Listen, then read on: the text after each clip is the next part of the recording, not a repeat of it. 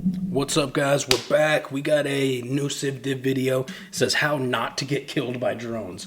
I laugh because it sounds absurd, but this could potentially be the most important video you'll ever watch if you're coming to Ukraine right now. Excuse me, strictly because of the drone threat that is the level of drone threat out here currently. So, a couple of things real quick, you guys. We're still doing our fundraiser over with Toonie Tuesday, the Canadian charity on X that's helping us get some vehicles for the men and women in the battalion, Azov's International Battalion, working out east. If you're willing and able to, that link will be down below in the description. Our Discord link right here. We have all of our unedited footage, the uncensored stuff, the blood and guts and gore and all that nasty shit. That's for our members over there in Discord. That link will be in the description below. And then, of course, the International Battalion application down below as well. So let's watch this, you guys. This will be interesting, like I said, because of the current state of drones out here. So, and I've got to witness it and experience it very closely in the past handful of months. So I wanted to see this and make some comments on it. Drones in modern warfare. First step. Put up an umbrella. Believe it or not, umbrellas are kind of commonplace in a lot of infantry units. When they're making nighttime movements where thermal cameras can find them very easily, when you put up an umbrella, they can't see you anymore. Obviously, you want to put some camouflage on top. You maybe want to use different material, not something that's going to catch the heat like this is. But nonetheless, it's very effective as long as you put a little bit of time and effort into putting some brush on top and some concealment. And not to mention, you can stow it away real quick. And going on with that, a scarf. Something I learned in Iraq, which was very useful for me in Ukraine, is putting a scarf over you. Not only is it gonna somewhat mask the thermal, at least for a short time being, but you can also see through it. I can see you. And what would this be handy for? Well, one thing about drones is that they're operated by a human looking at a screen, and humans were made to recognize other faces, whether it's an enemy or a friend. It's very human to catch on features that look like a face. So to hide your face with a scarf that Super true, right? Human eye is trained through evolution to recognize human faces and the human shape, the outline. There's a name for it, like the angles or the triangles, the whatever the 6 triangles, 1, 2, 3, 4, 5. I don't fucking know. There's some rule of camouflage about how humans recognize these angles of the human body, and when you have a scarf or some kind of thing like that to disrupt these angles and kind of distort that figure, it's much harder to recognize people. you can see through still, you can look up at the sky and try and find that drone, instead of letting them see your big oily face with 2 bright eyes. From the beginning of warfare thousands of years ago to today, the most lethal weapon on the battlefield still stands, a human. So all this machinery that we have, it was all built by a human, it is flown by a human for now, and the human mind continues to be the most powerful weapon on the battlefield, no matter what you face. The next one is sewer systems. If the human mind just doesn't cut it, become a rat. Build yourself subterranean structures, whether it's tunnel systems, going through piping like the Russians do, to great effect, to be honest. Suja, Bakhmut, Avdiivka, all of them have examples of Russians using sewer systems to get behind the lines. And they work very effectively. And I would know that personally. Use subterranean as much as possible. Drones can't detect you there, they can't strike you there, and they can't find you. Think about Hamas. Still exists. The next one is weather. Obviously, the best use case for these drones is observation. The fact that they can recon an area and find you and then call in whatever they want. They definitely know we're here. So one way to avoid detection is to conduct your movements in the middle of a thunderstorm, in the middle of very dense rain or very dense fog, in the mornings, dusk, dawn. These are tactics that ISIS used to use back in the day. We used to call them thunderstorm assaults, where they would only go out of their tunnels when it was very rainy outside. And the same goes for us. We have to utilize the weather. And that kind of goes into daytime, nighttime. Nighttime is usually... It's true, man. It is the only time that I've ever seen on position on the front or beyond the front where there's been a gap of drone surveillance or drone attacks is when the weather gets nasty. And there's just this feeling of so much relief when it starts raining hard and you know those FPVs can't or those surveillance drones won't be able to find you or strike you as easily. Or what we've noticed too is when it starts raining and the FPVs are already dispatched, they struggle a lot in the rain or in a storm. So they're struggling for their like auto stabilization it struggles, which makes it an easier target to hit because it's basically trying to stay stationary, and it's right here rather than, you know.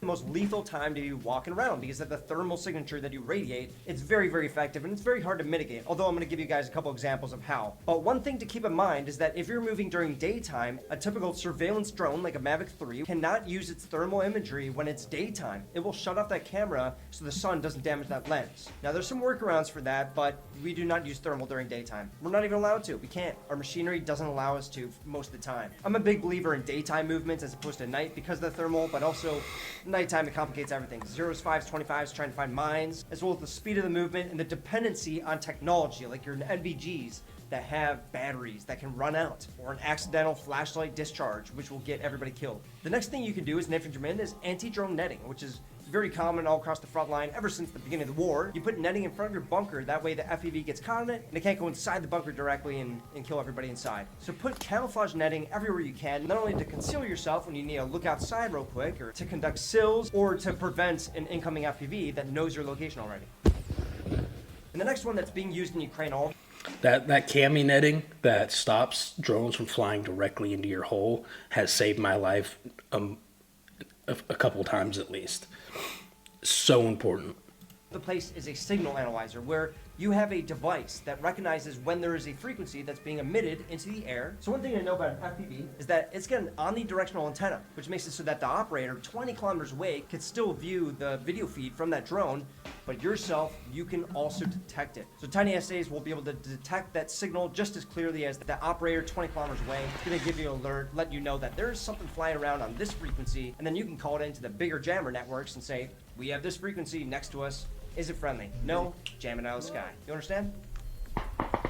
The next one, overhead concealment and cover. Who would have thought? Forests, bunkers, houses, urban terrain especially. Concealment that you put over, netting or whatever it is. Yeah, that's gonna make it so that they can't find you. If they can't find you, they can't hit you. That's the big thing, is avoidance, early detection. Trying to be as invisible as possible to these drones that are trying to find you every meter of the battle space. And the next one is dispersion, because the odds are if you're making a big movement, they're gonna find you. They're gonna find you. So having a big machine gun line of 10 guys on a couple 240s, it's kind of old school now. You're gonna be found and you're gonna be struck, and one FPV can take the entire team out. So it's important to have dispersion whether you're in a patrol or in a static position where you don't have cover from an RPG. And kind of going on the structure of the bunker, you wanna make sure that there's a zigzag entrance. So what that's gonna give you is it's gonna stop the FPV from entering right inside your buildage. The blast as well as the shrapnel is gonna hit the edge of it, and it's not gonna be able to get in. Now let's talk about kinetic ways, at least what you can do as a soldier, carrying with you a rifle and a shotgun. Well, a rifle is only going to be effective against a Mavic. I think we've seen plenty of videos of people trying to shoot down FPVs with rifles.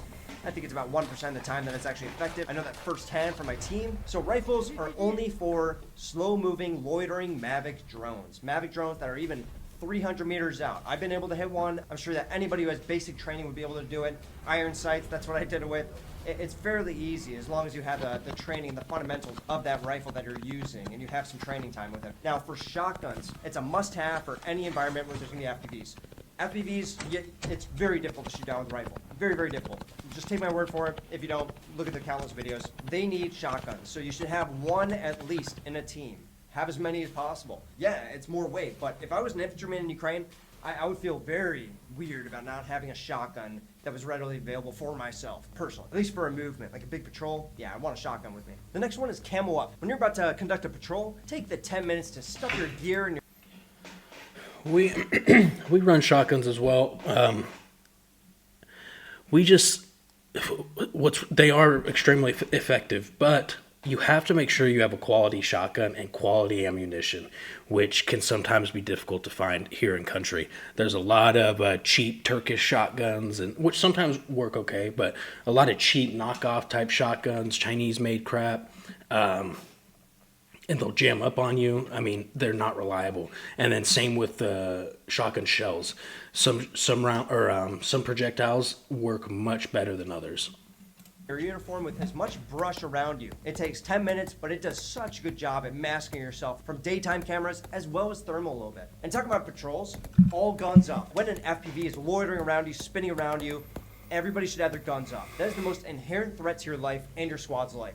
you got to take that thing down, no matter what the situation is, in my opinion. So one easy way to react to a drone is get everybody's rifles up. If you call up drone, everybody's rifle up, try and shoot that thing down. Even if it's not a shotgun, it's better to have 20 guns in that thing instead of just 1 or 2 drone guards who have a shotgun or a rifle. Get everybody up in the action, try and shoot that thing down. I'd imagine that's probably a really good way. I've heard that the Russians do that a lot. A lot of our drones in particular were shot down by Russians. It is effective, and I definitely recommend that. The next thing is that while you're on a patrol, what are we taught as infantrymen? You should be looking around where you can dive into cover at any moment. That's one of the things that you do in a patrol. But one thing you should probably look for is where can you dart 50 meters away to get to a very hard piece of cover. Whether that's a house, a basement, a thick forest that you can run into. Forests are a great way to get away from drones. Yeah, you can still get hit. I mean, people get chased around in forests all the time, but it's very difficult. We only see the success clips, to be honest. We don't really see the failed FPV clips online. There's plenty of them where they're chasing them in forest and they hit a tree and then they're not able to reach their targets. So get inside there. It's going to slow down the time that the FPV can come, and you can actually outrun it, as well as be concealed from not only the Mavic that was watching you the entire time, that called in the FPV, but also from the FPV itself. And if you're in that forest and that FPV is still chasing you, find a big thick tree and hug it and try and use that as some bit of cover. Trees can stop bullets, and they can certainly stop shrapnel from an FPV. So last ditch effort, but find something that you can hide around. Find cover. Who would have thought? The next one I want to be very careful about saying is freezing. You see a lot of clips, especially from the Russians, where they freeze in contact with an FPV and then they get struck. Well, freezing is good in certain circumstances. If you can hear the drone, I would say don't freeze. They probably already see you, and you just got to get to cover at that point. But if you suspect that there's a drone in the air, or if you're in the middle of a patrol crossing an LDA, a linear danger area, I would recommend freezing, making sure that while the rest of your team is moving, you don't move. That way you can react to that drone and they can't find you as easily. Train for denial and deception. Regularly rotate your positions and run exercises with your team that force them to operate without revealing their habitual patterns. So do long training scenarios where you have to stay out in the forest and not get observed and not get killed by this drone. If you're fighting in a war with drones, you probably have a friendly unit that can fly drones too, and they should be helping you train by chasing you around, trying to find you. Train. That's a really good point. We'll run like we'll run these big exercises sometimes, and I recommend anybody to do this. Like he said, if you have a friend or a buddy, have them put their drone in the sky and try to find you while you move around and in the forest or some area like that. And then you can afterwards review the footage with the drone operator and see where you are most visible. You'll notice in little patches of sunlight, it's really easy to see people, even if they're just moving through it really quickly. Boom, right through the sunlight, you'll draw the attention of a drone. Stay in the shadows. Use these scarf type things or these thermal cloaks, and you can really see. But it's super important to know how the drone sees, right? You have to know, like, when you're on the ground and you hear, okay, there's a Mavic up there, it's probably got thermal lenses. This is what it can see, right? And you're thinking back to these trainings that you have, and you knew when you were under this type of a tree, you were invisible to that drone. So now you go to that tree in the real situation. How you fight. Get drones inside the training scenarios. Medical and casualty preparedness. You gotta expect the worst. You should pre-position medkits in all of your squad. Where's the medkit? Everybody should know. TQ is the same. Rehearse casualty extraction. Very, very important with drones. And learn how to do this with reduced visibility, without turning on a flashlight at nighttime. Have a direct line with the EW support around you, the assets. Whether it's with your command or directly with them, you should know the available support in your AO. And you should know to call them and also find out their routines. When do they turn on the jammers for everybody in the area? There's usually a routine, and you should know that so that way you can make your movement. Record. Having a GoPro, you can find out how your squad reacts to this drone. You can learn what was effective, what wasn't, and you can pass it on to the TOC and the intel guys in the back. And better yet, if it doesn't have any munitions, say it's a Mavic or a bombing FPV that already dropped its bomb, recover it if you shoot it down. Recover it and give it to the intel guys. They'll be able to find out what frequency they're running on for that month. It's usually like the same unit that's using the same frequency for a month.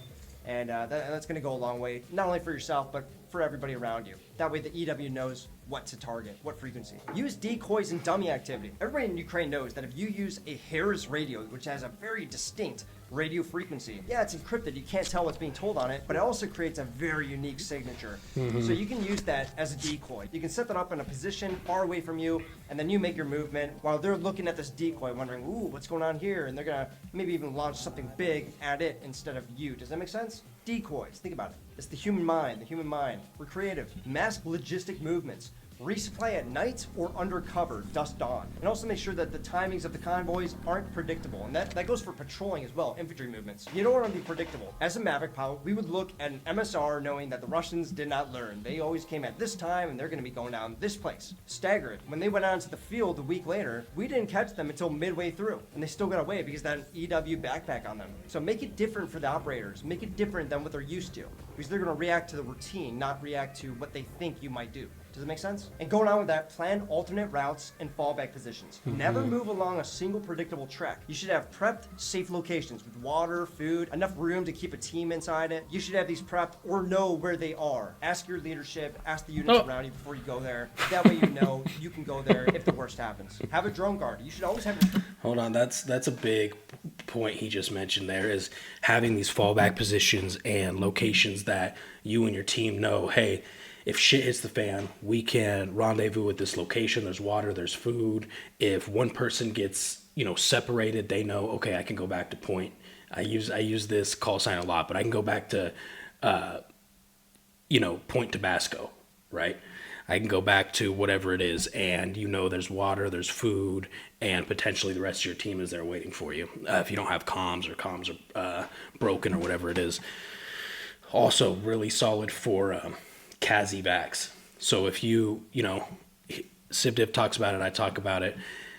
A lot of these operations now, you can't get into your position on a vehicle. So you're trekking 10, 15, 20 kilometers on foot. If you're getting all the way there on foot, you're going to leave on foot. So if you take a casualty at that furthest most point, at that 20 kilometer mark, you need to have fallback positions to where you can take that casualty, boom, take it back to Tabasco, right? Do some medical interventions on him, stabilize him, hopefully, and then maybe you can try to organize some kind of an armored transport for your casualty out of there or something. But hey, your casualty stabilized. Rather than, okay, now we need to run this guy 20 fucking kilometers back and hope he doesn't die or none of us die in the meantime, right? It's a nightmare. Early lookout. Somebody's looking at the sky when you can't even hear it. Vision goes further than hearing, and you can find these drones down in the sky before you can hear them. So always have 1 or 2 people in your squad, constantly observing, so you have the earliest detection of these things. Limit electronic emissions and be deliberate with radios. This is a big one. We're taught in the military, but it's even more important today. Broadcast only when you're needed. Use short bursts and follow comms discipline to avoid creating locational cues. They can triangulate you. Use natural terrain for masking. No different from the patrol techniques that I got 10 years ago in the Marine Corps. Use ridge lines. Use folds in the ground. Use buildings' blind sides for approach and exfil. Use the terrain around you. It can help you, even if the drone is looking at you from a 45-degree angle.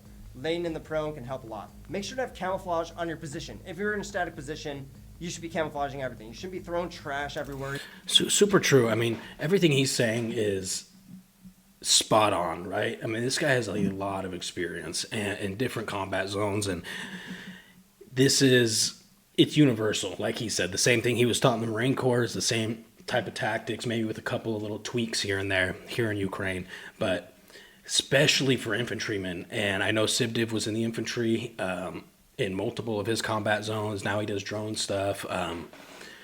But that's kind of the name of the game here in Ukraine. You start as infantry, then you move to a different team. It's kind of like a rite of passage is what I've noticed. Anyways, you don't want to silhouette yourself up on a hillside, right? Where if somebody was looking at that hill, they could see a human silhouette walking on the ridge.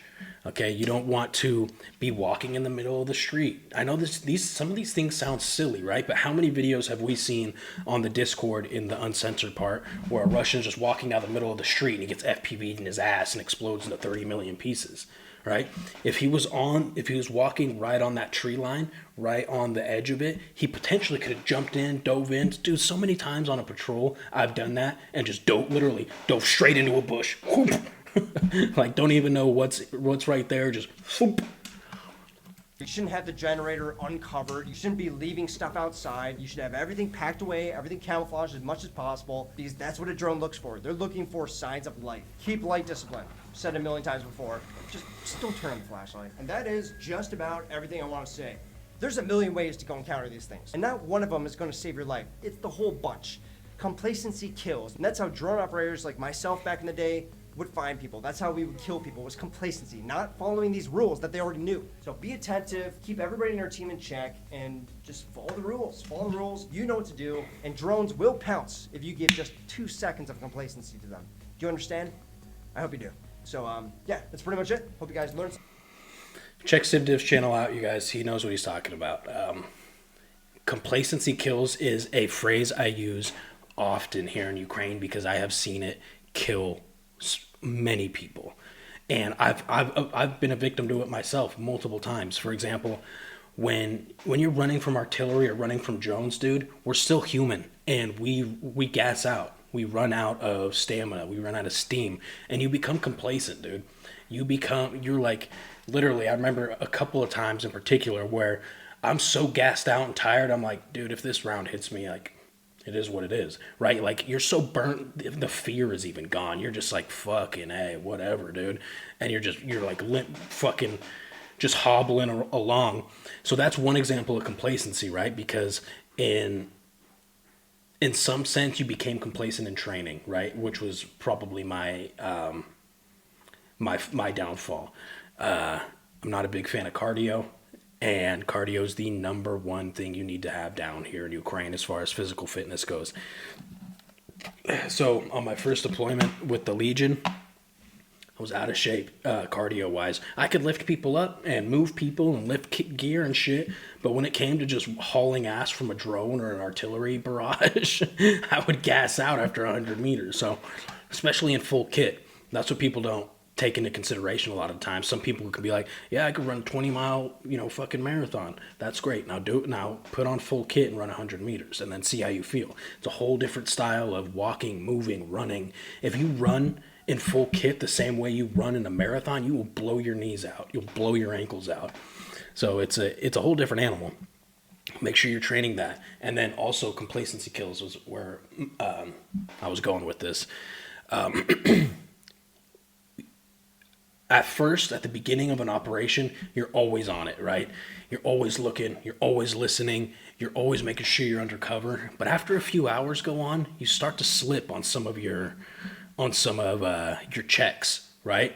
And it's like you hear something where you're like, nah, it probably was nothing. Or you see something, well, it was probably nothing.